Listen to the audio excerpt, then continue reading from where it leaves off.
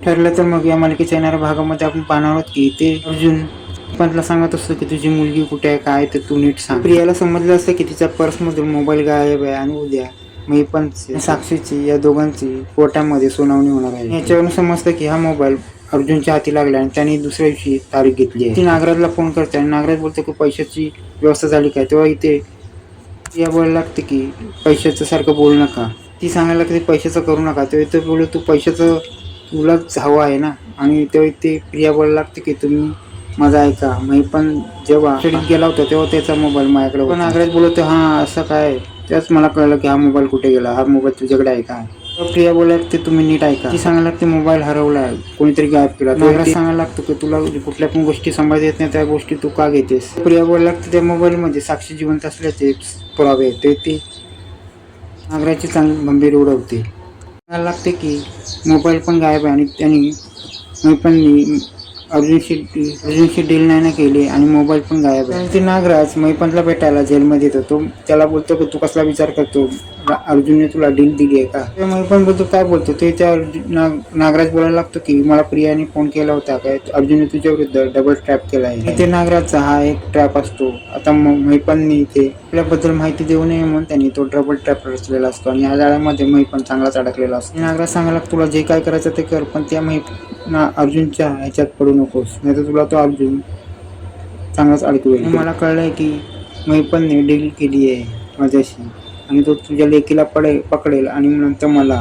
तेव्हा मैपन बोलतो तो आला होता पण मला त्याच्यावर विश्वास नव्हतो. ते नागराज बोलतो थोडं त्याच्यावर विश्वास ठेवू पण नकोस. आणि नागराज सांगायला लागतो हे सगळं तुला कळलंय, पण तू आता साक्षीला फोन कर आणि तू तिकडनं पळ असं तिला सांग. आणि नागराज सांगायला लागतो की जे पण करायचं आपल्याला एकत्र करायचं, कारण की आपले सगळे कच्चे चिट्टे एकत्र आहेत. त्यानंतर नागराज मैपनला फोन देतो आणि फोन घेतल्यानंतर इथे मैपन साक्षीला सांगतो तुला सांगितलं कुठे तू बाहेर पडू नकोस.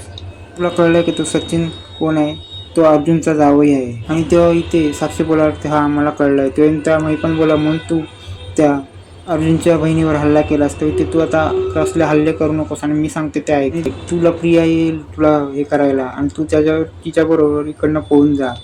तर ती साक्षी बोलायला लागते सचिन व इथे मैपन बोलायला लागतं मी त्या सचिनला तुझ्यावर तिकडे पाठवेल आणि तू घाबरू नकोस. तर इथे साक्षी बोलायला लागते तुम्ही त्याला नक्की पाठवाल ना. प्रियाला साक्षीला पळून नेण्यासाठी तिला पैशाची गरज असते आणि तो पैशाची गरज फक्त अश्विन करू शकतो. आणि त्यानंतर ती अश्विनकडे पैसे मागते तेव्हा तो अश्विन तिला पैसे देतो. पण इथे प्रिया बोलायला लागते मला जास्त पैसे पाहिजे. तो इथे अश्विनला डाऊट येतो. तेव्हा सचिन बोलायला लागतो तुला पार्लरला जायला पैसे पाहिजे, पण पार्लरला जायला पैसे एवढेच तुला पुरेसे आहेत, तुला अजून पैसे कसले पाहिजे. प्रिया बोलायला लागते माझ्या मैत्रिणीला पैशाची गरज आहे. तो इथे अश्विन चिडतो आणि बोलतो तुला मैत्रिणीचं नाव का घेते. त्यानंतर काय पण होते ती अश्विनकडनं पैसे घेते आणि दुसऱ्या दिवशी कोर्टला जायचा प्रयत्न करते. दुसऱ्या दिवशी केस चालू झाली असते आणि नागराज अर्जुनला बोलत असतो काय तू माझ्या पाठी लागला आहेस. ते अर्जुन सांगायला लागतो की नागराजला तुमचं सगळ्यांचं मला कारस्थान समजलेलं आहे आणि आता तू मैपनच्या मुलीला पळून जाण्यास सांगतोस ना. आणि अर्जुन सांगायला लागतं मैपनला तुझ्या त्या मुलीचं आम्हाला समजलंय, तिचा फोन आता आम्ही ट्रॅक केलेला आहे. तिचा फोन पण ट्रॅक झालाय आणि तिच्यावर एकटीच साक्षी पकडली गेली नाही, तिच्याबरोबर